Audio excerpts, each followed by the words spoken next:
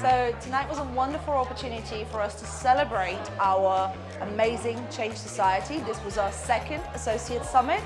And it's just brilliant. It's brilliant to see so many amazing people connecting.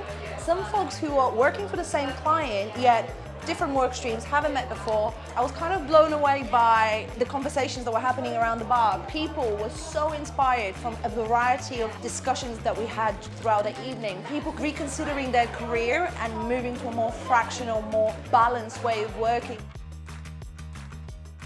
Well, this evening I had the delightful role actually of hosting the panel around Pat's book, The Disrupted Executive.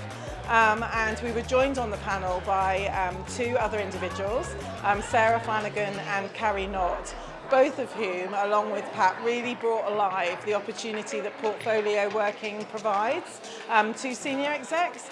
I heard Carrie and Sarah both talk about the fact that we can get in our own way, and that when you're sat as a senior executive, you don't actually understand your worth. And it's only when you venture into portfolio working, you start to realise that all of your skills and experience, they come together and they're all transferable and they're all of value. Portfolio life for me is wonderful. I find it incredibly stimulating to be involved with so many different organisations at the same time. And I learn from one, and then whatever I learn from the first one, I can apply for the benefit of the other. And the more I learn, the more useful I am to the more organisations I work with. And I love that. And that's what portfolio life means for me.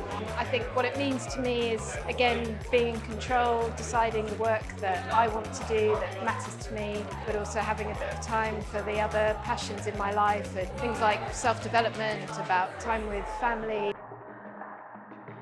So today we were looking at how we can break down team communication barriers. It's how we can take a team that individually is doing well and actually make them a highly performant team.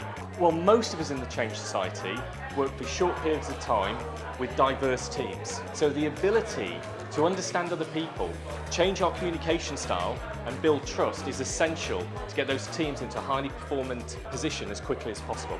The best way, but the only way I know, to get teams to come up here is to build trust. Because when we trust the people we work with, we'll start having the difficult conversations and we'll get that side. The main component of trust is communication. And if we understand our own communication and what our strengths are and what our challenges are, we can adapt our communication to the style of the other person. And when we adapt our communication to the style of the other person, that's when we get the best results.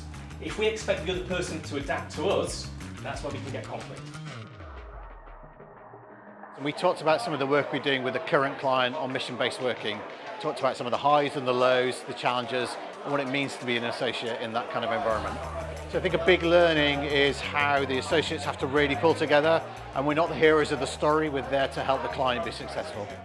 And a really good conversation with Guiding Coalition helped bring to life, there's actually two flavours of value that we get from mission-based working. So the first one's the obvious one.